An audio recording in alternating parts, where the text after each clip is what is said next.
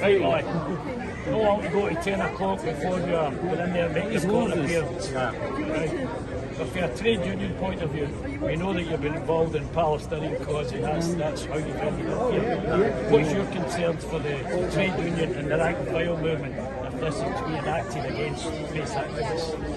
I think many of us are trade unionists as well as being people in the movement. Therefore, the challenge is to bring those two together. I think the trade union movement can't be seen to be on the sidelines. It has to be right to the fore.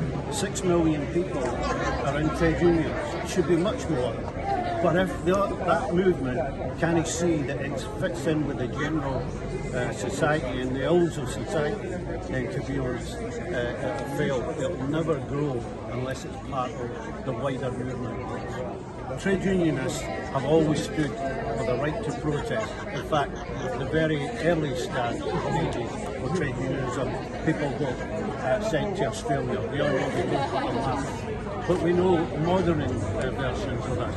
The Shrewsbury building worker, the blacklisting campaign inside the construction worker. The construction workers, people were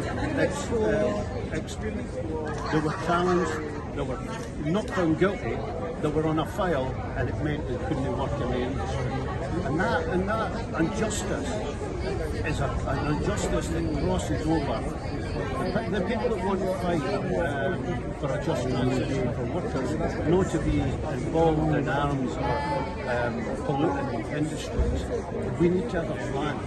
And the plan is to work with the bigger movement and see if we can put political pressure and the money into that so that people can't be sent to distracted. So what I'm going to say is that first of all, you know you've got the support of the Glasgow construction branch, you have the support of the rank and file, but when you look back at the Vesna campaigns like that, there are serious repercussions if the same act was applied to these individuals trying to organise or protest against employers' exploitation. So that's a serious problem for us in the movement. I think there could have been at that time charges similar to the ones that I've got today, or other charges, higher charges, conspiracy charges that the Shrewsbury Willow workers were done. I think what we're seeing is that the movement, when we were involved in the Bresna and occupying plants and factories and workplaces, what we can see from that is that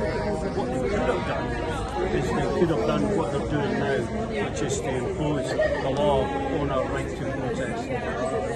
So what we're really looking for is for the politicians getting lobbied by the various trade unions to withdraw some of these unfair legislation which restricts the right to protest. Right. You get it, Sugar? You just call more central. Are we going to I want more central for the kitchen.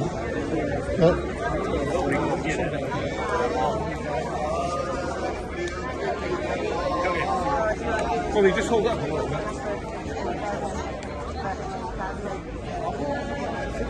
Just trying to get that sign in behind you.